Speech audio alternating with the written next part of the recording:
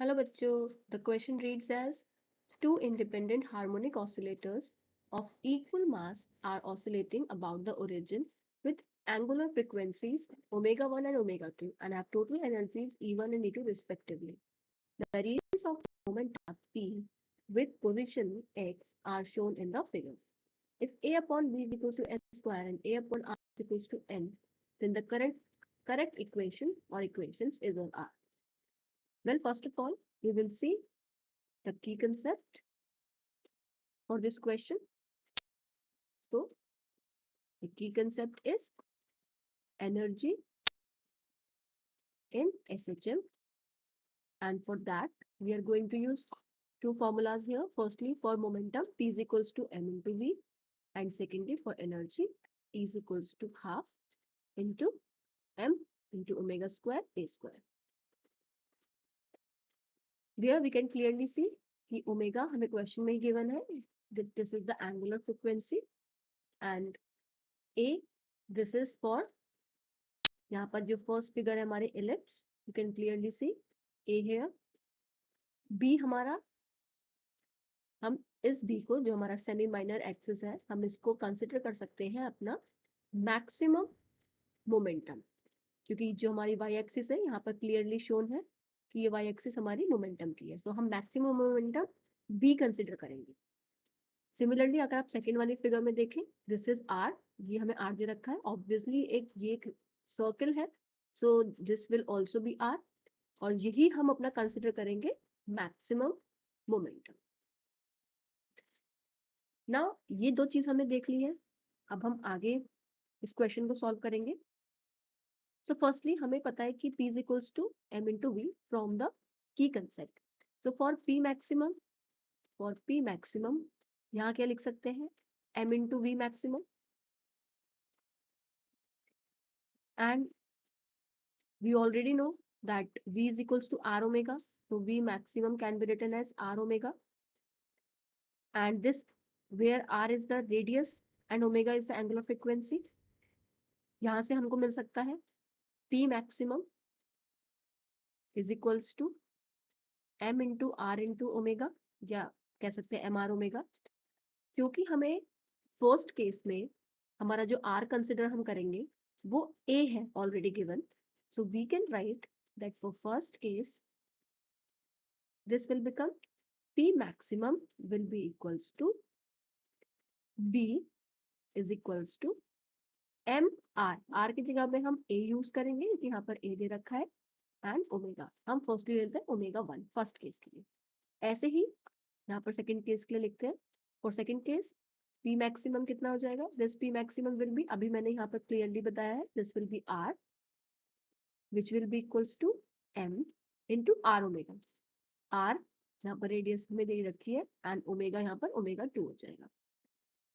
अब यहाँ से एक चीज क्लियर है कि अगर हम इसको थोड़ा सा सॉल्व करें फर्दर इस पार्ट को लेकर, तो यहाँ से R एंड R कैंसिल हो जाएगा and we can get 1 is equals to M omega 2.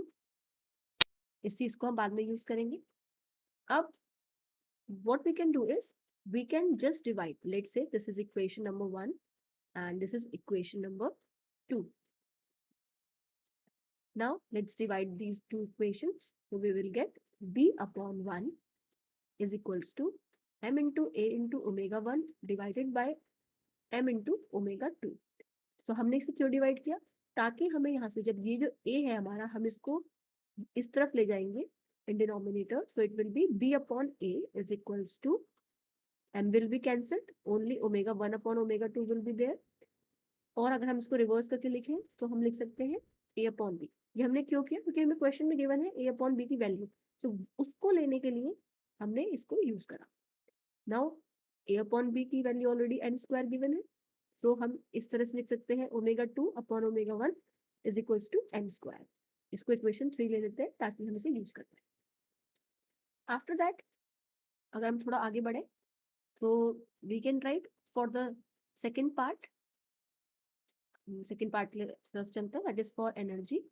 So E1 हमारा हो जाएगा, this will be equals to half M omega 1 square into A square and E2 हो जाएगा हमारा similarly half m omega 2 square r square.